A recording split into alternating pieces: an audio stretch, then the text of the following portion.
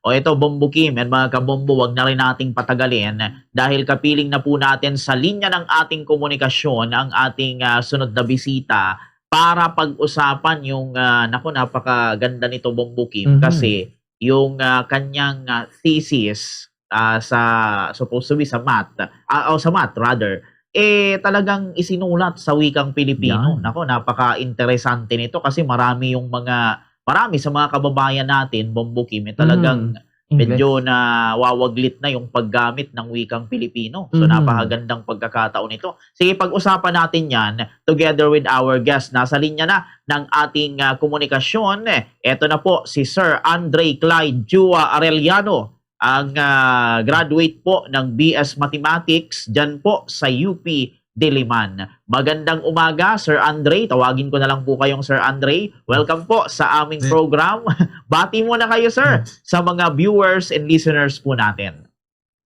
Marahay na aga Selyado at sa lahat po na nakikinig po sa Bombo Radio Naga. Diyos mabalus po at anyaya po ako na mapasama sa programang ito.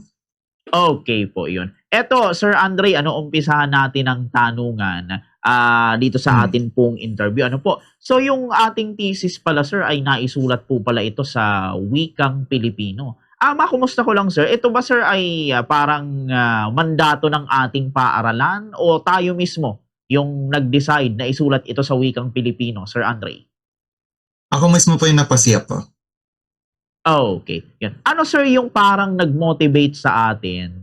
Bakit? Kasi supposed to be dapat yung iba mga English yung ginagamit dito sa pagsulat ng thesis sa math. Ano, sir, yung nag-motivate sa atin? Bakit wikang Pilipino yung ating ginamit sa pagsulat po ng ating thesis sa mathematics, Sir Andre?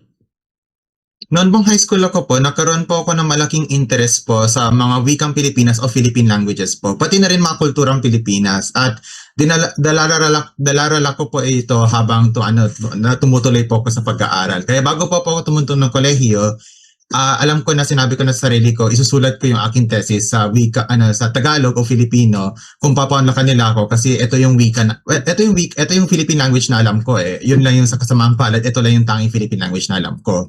Kaya isusulat ko roon kung papaunlakan nila ako at yan po nangyari. Opo. Bago nyo, sir, kino-conceptualize yung inyong thesis sa mathematics, inisip nyo ba, sir, na paano kung hindi ako payagan ng UP? Paano kung gusto nila English? Ano ang aking gagawin? Sir Andre?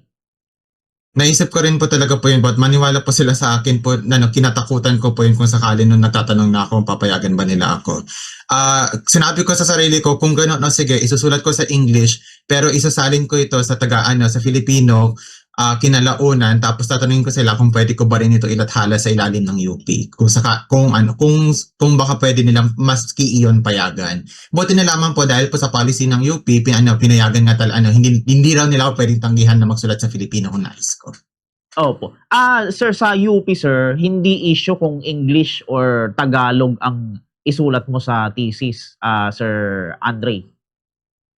Dapat po, opo, kasi kahit pa paano dun po sa aking kolehiyo, yung College of Science po, meron po kasi kami meron po kami polisiya na tinatawag namin minsan na wika policy na sinasabi, pwede magsulat ang sino mang mag-aral dito ng English o Filipino, mas hikayatin sana kung Filipino, pero hindi pipilitin. Pero yun, hindi nila kami, mukhang sana tutunan ko po mula sa aking advisor po at mga guro ko po, hindi nila ako pwedeng tanggihan na magsulat sa Filipino. Opo, iyon. And dito, sir, malaman namin, ano ba, sir, yung siguro, sir, kung para saan yung ating thesis? Ano yung paksa ng ating thesis, sir? At paano po ninyo ito siguro ipaliliwanag sa mga taong walang malalim na kaalaman sa matematika, Sir Andre? Tatapatin ko po medyo isa pong hamon po ito. Pero subukin pa natin po. Noong dekada 80 po, meron pong dalawang matematiko o mathematician na nagngangalang Henry Cohen at Hendrik Willem Lenstra Jr. na naglabas ng tinatawag natin pong heuristics tungkol sa isang bagay sa matematika na tinatawag natin quadratic number field. Ngayon, medyo matagal para paliwanag ko na yung quadratic number field, pero paliwanag ko po kung ano ba pong heuristic. Ang heuristic, sa madaling sabi po, isang educated guess. Isa po itong hula na meron pinagbabatayang akademiko, pruweba, mga katibayan para hulaan natin kung anong pwede mangyari sa isang bagay. Kalimitan po sa matematika, gusto po natin maghanap ng tinatawag natin proofs. Marahil alam po nito naman na nakikinig pa sa atin, baka naranasan niyo po nung high school kayo, nag-proof kayo ng geometry, nag-proof kayo ng angles, mga ganung bagay po. Sa matematika, yun pong hanap natin. So, balit kalimitan, mahirap pong mahanap ang proof na iyon. Talagang masalimot na proseso. Kaya kung hindi natin kayang hanapin yung direktang proof, ang pwede po natin gawin ay gumawa tayo ng mga hula batay sa ibang kaalaman na meron na tayo. At yun pong ginawa ni Cohen at Lenstra noong dekada 80. Gumawa sila ng mga hula sa tulong ng larangan ng estadistika o statistics. Tapos naghula sila tungkol sa kalikasan o nature ng mga quadratic number fields. Ang ginawa ko po ay gamit po ang mas malaking dataset kasi nung panahon po ng dekada 80, mas maliit po yung datos na meron sila. Gumamit po ako ng mas malaking dataset dahil makabago na po yung panahon, pati yung mga makabagong teknolohiya para tignan kung medyo tumpak-tumpak pa rin ba yung kanilang mga hula at sa nakita ko naman po, tumpak pa rin naman. Okay po. Pero during that time, sir, na kumbaga ipapakita nyo na, sir, sa inyong sa advisor, yung thesis nyo, mga gano'n, or sa mga panel, hindi ka naman, sir, question ng, bakit Pilipino? Wala namang gano'n, sir, na mga pagtutol. Di ba dapat English? Wala namang gano'n, sir, na nangyari. Wala po. Pagdating sa UP Diliman kasi yun nga sila isa talaga po sila sa mga nagsusulong talaga ng kulturang Pilipinas kaya wala talagang tumutol sa akin, pasalamatan. Meron akong isang naging guro na parang nagpuna ng konti sa mapinasya kung gamitin na salita. Pero naunawaan ko naman yun, bahagi constructive criticism naman yun. At bagaman sa huli di ako sumang-ayon sa kaniya, yun na naman po talaga na naranasan kong parang pagpuna. Opo. Sumagi ba, sir, sa isip natin na what if baka hindi ito tangkilikin ng mga makakabasa o baka maboring sila dito sa aking thesis. Okay. Sumagi ba sa isip natin yung mga ganun, sir? Opo, sumagi pa talaga po. At yung naging pasya ko po ron ay at ang pinakakaya kong gawin lamang ay gawin ang makaya ko para yung thesis ko ay pwedeng maging madaling mabasa o kaya maunawaan sa sino man nakapagtapos ng matematika sa Pilipinas, sa English pero nakapagsalita ng Tagalog. Malamang nalagang tinanggap ko po na may chance po talaga na hindi to tangkilikin ng ibang tao maski yung mga nasa larangan ko, baka din nila suportan yung paggamit ko ng Filipino sa ganitong larangan at tanggap ko po yun kasi isa lang po akong Tagalog speaker sa milyon-milyon na meron Hindi lamang ako dapat yung magpapasya kung anong magiging kapalaran ng wika kung paano ito gagamitin. Pero ito yung gusto kong isulong kaya kaya panatag na ako sa aking mga paniniwala at isusulong ko ito hanggat maaari. Oo po, yun. So nakakatuwa, sir, na meron pong katulad po ninyo na talagang nagmamahal sa ating wika kasi yung iba talaga medyo kinalilimutan yung pagiging Pilipino. Winawaglit yung wikang Pilipino natin kahit sa ibang mga aspeto ng buhay. Pero dito, sir, malaman ko lang sir, yung pinaka kino-consider nyo, sir, na pinakamalaking hamon na inyong naranasan nung sinusulat nyo po yung inyong thesis sa wikang Pilipino, especially doon sa mga terminolohiyang matematikal sa Pilipino. Ano ba yung mga squared, yung mga terminolohiyang matematikal, hindi ko alam, sir, kung paano isalin yun sa Filipino. Paano nyo yun, sir? Ano yung siguro hamon doon o pinakamalaking hamon, sir, na inyo pong naranasan, sir? Ang totoo niyan po, sinabi ko na pinaliwanag ko to inamin ko ilang beses ko na to pinaliwanag sa Facebook comments at mga ganun. Pero hindi ko na po pinilitan yung karamihan ng mga salita Yung salita, halimbawa po, hindi ko ginamit naman salitang to, pero halimbawa po yung salitang square root pa rin sa akin yan. Isusulat ko pa rin talaga square root sa papel ko. O kaya derivative pa rin po yan po. Hindi ko napapalitan kasi wala naman tayong alam na ibang salita na familiar na at wala naman problema sa paggamit ng tinatawag nating loan words o hiram na salita. Halimbawa po sa sa Tagalog sinasabi natin ang salitang pero hindi naman to katutubong Tagalog galing ito sa wikang Kastila. Sinasabi natin sa salitang sampalataya pero galing po ito sa wikang Malay. At yung wikang Malay naman po, hiniram nila yung wikang Sampalataya mula sa wikang Sanskrit. Actually, yung original na salita yata ay Sampratyaya, nakalimutan ko na. Kaya ang aking pangatwiran dito, lahat ng wika may mga hiram na salita. English nga po, yung salitang mathematics, hindi po yung katutubong English, galing po yan sa Greek. Yung salitang square, hindi yan katutubong English, galing yan sa Latin.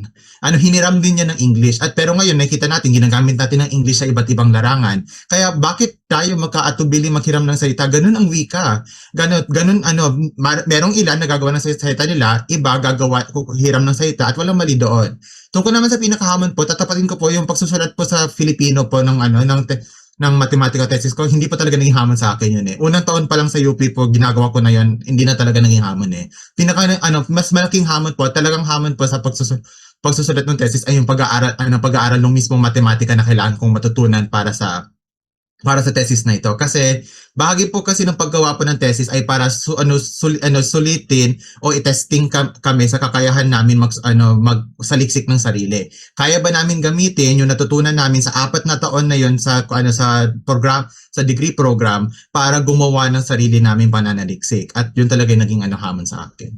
Opo. Ang sunod kong tanong, Sir Andre, paano ito, sir, tinanggap ng inyong mga advisor, panel, at departamento? Alam ba, nung nag-defense kayo, sir, kumusta yung feedback nila, Sir Andre? Dahil po 4 na taon na po ako nagsusulat po sa Filipino po ng matematika, para nagkaroon ng reputasyon eh. Parang palagay ko yung nasa isip na lang ng kaguruan ng Institute of Mathematics na ay ganyan lang talaga siya magsulat. Tanggapin yun, ay ganyan lang talaga siya. Pero yung advisor ko naman po, nung dinulugan ko po sa kanya, sinabi niya sa akin, sige lamang, kung payagan ka ng board na magsulat sa Filipino, tutulungan kita magiging advisor kita. So magiging advisor mo ako. At yun naman po ang nangyari, mabuti naman. Tungkol naman sa pagtanggap po ng board, todo papuri lang sila kalimitan, oo. Parang talagang pinuri lang talaga po nila po na ako yung parang nagsimula po talaga, yung pinakauna di umano pala. Tapos yun po yung pagtanggap po. Puro po papuri, pagtangkilik, mga ganung bagay po. Okay po. Ito, sir, nakalimutan ko palang itanong. Kailan nyo po ito, sir, parang natapos or na-publish or naipasa sa UP itong thesis natin, Sir Andre? Yung defense po nangyari nung Mayo ng taong ito. Yung pagpasa po, pagsumite po rin ni Rez sa college po, natapos ko yung manuscript nung Hunyo. Kaya kamakailan lang din po talaga po. Okay. And dito, sir, mayroon po ba kayong mga terminology sa mathematics na terminology na kinailangan nyo pa, sir, likhain o iangkop sa Pilipino, Sir Andre? Mayroon pong ilan po kung convention kung convention sali na ginamit eh. Bagaman sinabi ko po na karamihan po ay hiniram ko sa English, siyempre nagsusulat pa rin ako sa Filipino, kaya ginawa ko ay kung paano kami nagsasalita sa Filipino ng matematika, kami mga klase ko, ng mga guro ko, kasi alam naman po natin sa mga classroom natin, di naman tayo purong English nagsasalita. Hinahaluan natin ng mga katutubong wika natin. Ganun ang ginawa ko. Meron lang, ginawa ko lang mas formal ng konti. Kaya bilang halimbawa, yung sa mathematics, madalas namin sabihin, let x be blah blah blah. Sinulat ko ito sinasabi ko ito sa sa Filipino na sabihing x ay blah blah blah. Tapos pwede kong sabihin po, pag sasabihin natin assume x, sasabihin ko ipagpalagay na x, at kung if x, then y, sasabihin ko kung x ay y, at mga ganung bagay po. Kaya kalimitan po ng terminology po na mas komplikado, hindi ko na pinapalitan. Pero yung mga pinakapayak po na paraan ng paglalahad ng kaalaman, ginamit ko yung mga katutubong salita natin, kasi ganun naman din talaga namin sinasabi ito. Okay po, yun. Sa pagkakataong ito, Sir Andre, ibibigay ko naman ang pagkakataon kay Bombo Kim para magtanong din po sa inyo. Bombo Kim? Hello po, Sir Andre. Good morning. Bombo Kim Ramos po, and welcome again dito sa programa. Siguro may mga nasabi na tayo about dun sa paraan ng pagkakasulat and struggles natin, or yung journey natin to write this thesis, ito pong thesis na to sa ilalim ng wikang Filipino. Pero siguro para po sa kadagdagan lang pong inspirasyon nitong inyong motivation to do this, sir, pwede po ba na namin malaman kung paano po yung naging proseso ng consultation with your advisors, panelists, tapos po anong mga references ang ginamit ninyo para po mabigyan ng makatuturan na salin itong lahat po na wika, terminolohiya dito sa ating thesis, na maiintindihan po siya ng mga tao. Especially, although may mga direkta tayong hindi na isinali na salita dahil much better na hiramin na lang po siya, na ma-appreciate po siya na magbabasa. Kasi yung iba doon na term sa mathematics, hindi naman po gets agad nitong mga mamabasa. Although, meron na nga po tayong definition of terms mismo na nakalagay bilang part ng chapter 1 sa thesis. Ang kailangan ko pong linawin po, ang audience po ng thesis ko po ay ang sino man pong ay yung mga kaklase ko po. Ibig sabihin po nito, ang pinapalagay na sino man magbabasa ng thesis ko po ay nakapag-aral na po ng BS Mathematics sa English kahit papaano. Kaya hindi ko talaga po ipapaliwanag lahat ng term. Kung ipapaliwanag ko po lahat ng term, para na rin ko pong ulitin lahat ng 4 na taon na pinag-aralan namin, magiging isang buong aklat na po yun, baka 2. Pero kaya po yung mga terms dito na hindi kalimitan sa mga ito, hindi ko na i-define talaga kung alam ko na alam na nila ko na to. Halimbawa po, hindi ko na po ipapaliwanag ulit kung ano tinatawag naming field, kasi alam na dapat ng isang mag-aral ng matematika kung ano yun matapos ang 4 na taon. Hindi ko na ipapaliwanag kung ano ang isang integral domain, kasi alam na dapat nila yun matapos ang 4 na taon. Pero ipapaliwanag kung ano man na alam ko na hindi pa nila naaaral. Samantala, patungkol naman po sa pakikipagdulog ko sa aking advisor po, medyo informal lang ang aking mga pulong po. Bawat linggo, kumbaga po, kami po ay magtitipon ng aking advisor po. Pag-uusapan namin yung progress ko, kumusta na ba yung nagawa mo, ano na ba yung natutunan mo tungkol sa thesis mo, may natuklasan ka ba, at mga ganun-ganun bagay po. Tuloy-tuloy lang po yun hanggang mabuo po yung mismong thesis po. Yun lang naman po yung nangyari po. Sa sino man po na magagawa po ng thesis ngayon po, tulad ng ang aking pinakamapapayo po ay makinig po sila sa advisor po nila. Kung ano pong estilo ng paggabay po ng inyong tagapayo, sundin nyo sana po ito. Pero magbigay rin kayo ng sarili nyong ideya, kasi siyempre sa punot dulo, thesis nyo po ito eh. Ayun, Sir Andre, siguro maano ko na lang po. Although, bukod dito nga po sa pagiging di umano'y kauna-unahang thesis na naisulat po sa wikang Filipino, ano po ba yung findings o yung resulta kabuuan nitong ating pag-aaral na kumbaga mahalagang maging bahagi ng body of knowledge na tinatawag po natin? Tatapatin ko muna rin po ulit po. Pagdating po sa undergraduate thesis po, yung mga thesis po ng mga bachelor's at ganon, hindi po talaga asahan na ang mga katulad ko po ay makagawa ng tinatawag natin novel or groundbreaking. Para makagawa po ng totoong makabagong kaalaman sa isang sa anumang larangan, lalo na pure mathematics, kailangan po ng taong pagsasaliksik, taong pag-aaral. Kaya kalimitan po yung nakagawa po ng mga bago talaga. Mga PhD na po talaga po yun eh. Kaya sila po yung qualified na mga researchers eh, kasi nasa kanila na yung taon na pag-aaral at pananaliksik para makagawa ng anuman pagbabago at tumulong talaga sa paglutas ng mga hiwagan na matematika. Ang mga thesis po na mga sa amin po, ang pinaka-layunin nito ay patunayan yung kakayahan namin. Patunayan na may karapat-dapat kaming bansagan ng titulo na nakapagtapos ng BS Mathematics o anuman pong degree namin. Pero kung ang pinaka-resulta po na lumabas sa akin ay yung mga nabanggit ko kanina na hula ng mga matematikong sina Cohen at si Lenstra, ay hanggang ngayon tumpak pa rin, accurate pa rin. Wala pa ibig sabihin nito na nagtagal ang panahon pero mukhang tama pa rin sila, kaya baka meron pong pwede tayong tignan doon, kasi ibig sabihin na lumalaki yung ebidensya natin na baka tama yung kanilang mga hula at baka makakatulong yun para pagtuunan natin yung paghanap ng proof na hinahanap natin sa wakas. Ayun, Sir Andre, with that parang sinasabi natin na nasa kamay talaga ng mga kumukuha ng disertasyon, yung mga PhD itong kapangyarihan para po makapag-come up with new or further knowledge about po sa ating pag-aaral. Meaning to say, sir, in case ba na magpursu kayo ng PhD o kung hindi man sa mga ibang magpupursu, umaasa po ba tayo na itong ating undergraduate thesis gagawin po nilang pundasyon na pag-aaral?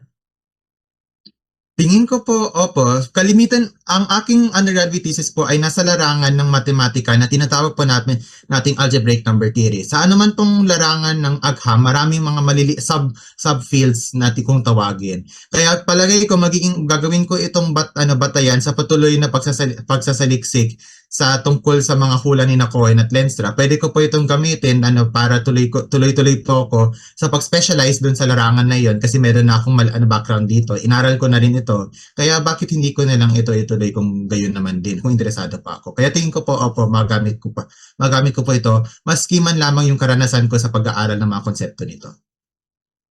Siguro po Sir Andre, huling katanungan na lang po sa akin, paano po ba yung mensahe natin para po ma-inspire o sa mga may inspire po na mga estudyante, pareho man po na disiplina o hindi yung ating tinahak o tinatahak, maglimbag din po ng may kapareho sigurong findings, hindi findings kundi topic, research title o kumbaga kaparehong disiplina na gumamit din po ng wikang Filipino to appropriate such findings sa mga mambabasa po. Mhm. Para sa akin, pang advocacy ako ay nagmumula sa isang pagmamahal. Kaya ito, ulit-ulitin ko po ito sa sinaman po, hindi po ito sa pilitan po na kailangan nyo pong sulat po sa mga local na wika nyo kung talagang hindi kayo interesado. Pero kung interesado po kayo pero nag-aagam-agam kayo dahil tingin ninyo hindi pa sapat yung bokabularyo na meron kayo o ng wika ninyo, o baka di lang kasi talaga kayo sanay sa pagsusulat, tingin ko, sana mawala pa yung sana po sa kabila ng mga agam-agam na iyon, simulan nyo pa rin po. Kasi lahat ng bagay na maganda ay nagmula sa mga payak na bagay na may mga imperfection, may mga di pagiging ganap, at hinasa at nilinang lang habang tumatagal. Malamang sa malamang po, pag magsisimula po lang kayo, yung inyong gawa, baka isipin ng ilan na hindi kagandahan. Baka kayo rin po isipin nyo na di kagandahan. Baka marami kayong mapapansin na kakulangan dito at okay na okay lang po iyon po. Ang anumang magandang bagay ay may pinagsimulan. Kaya sana magsimula po sila. At pinakamahalaga rito, handa na po yung mga wika natin po. Sinabi ko kanina po na pwede naman tayo maghiram ng salita. Lahat ng wika may mga hiram na salita. Yung English nga, kung alam po ninyo kung anong porsyento ng vocabulary nitong hiniram siguro alam ko mga kalahati yata kung di nakakamali. Kaya huwag kayong mag-alinlangan maghiram ng salita kung kinakailangan o kung tingin nyo mas makakatulong ito sa pag-unawa, basta ginagamit nyo lang talaga po ang wika ninyo. At kung gusto niyo mag-imbento ng mga bagong salita, pwede naman din po.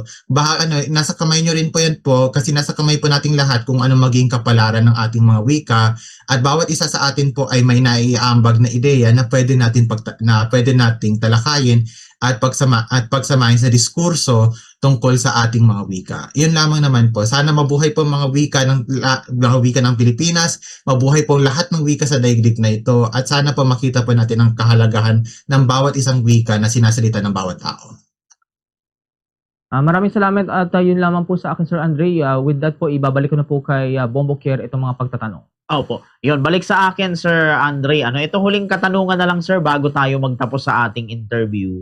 After all sir, nung pagpapagal natin sa thesis nung nakita na natin yung output, binigyan pa tayo ng mga compliment ng mga panel, ng advisor, ng mga tao sigurong nakakita dito. Ano naman sir yung ibinungan nito sa atin after nitong thesis na ito na naisulat natin sa wikang Pilipino, Sir Andre? Ang pinakaunang binunga po at medyo naiyak ko sabihin to ay kasikatan kasi namin ko marami nga nakakilala ng pangalan ko dahil nga sa nangyari. At pagmamalaki rin syempre kasi sino bang hindi gusto na makakaramdam ng papuri. At siguro parang umiba yung siklab para sa aking advocacy at para sa matematika. Nakita ko na kasi noon pong natapos ko po ang thesis ko po, bagaman inasahan ko naman sana na marami makakabasa, hindi ko pa rin inasahan yung ganitong pagtanggap din Nakatanggap ako di lamang papuri kundi meron din maraming kritisismo at naunawaan ko naman din yan. Bahagi naman talaga yun at mailan masasabi na mahalagang bahagi yun sa sino mang scholar na makatanggap ng puna para mapaganda ang gawa nila. Pero ang sa kabila nito sa punot dulo po nagdulot talaga nito sa akin ang iba yung pagmamahal po para sa mga wika ng bansang ito, sa mga wika ng tao, at iba yung magmamahal din sa matematika Kaya dahil dito, kung dati nag-aalinlangan ako kung ipagpapatuloy ko ba yung matematika sa master's at PhD, tingin ko itutuloy ko na talaga po Tingin ko ito na talaga po yung landas ng buhay ko po. At bagaman pwede pa magbago yun, basta tumatag lang po talaga po yung loob ko po sa aking mga paniniwala po at sa aking advokasya. Okay, yun. Ito sir, last na lang, pahabol ko na lang sir. Ano yung mga, ano natin sir, mga future plans? After nitong pag-aaral natin ng BS Mathematics, nag-thesis tayo ng wikang Pilipino. Ano yung mga plano natin sir sa mga susunod na journey natin? Sir.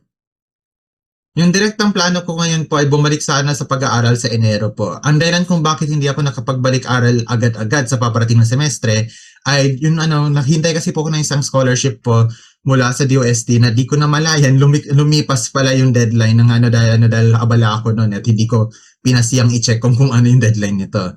Kaya pagdating po ng sa dulo ng taon na ito, mag-apply na po ako sa scholarship na yon, mag-apply na po ako para magpatuloy sa pag-aaral at sa Enero tuloy po tayo sa pag-aaral, tuloy ako sa pagsusulit ng mga pagsusulit ko sa wikang Filipino at pagdaragdag ng kaalaman tungkol sa matematika. Yun lang po.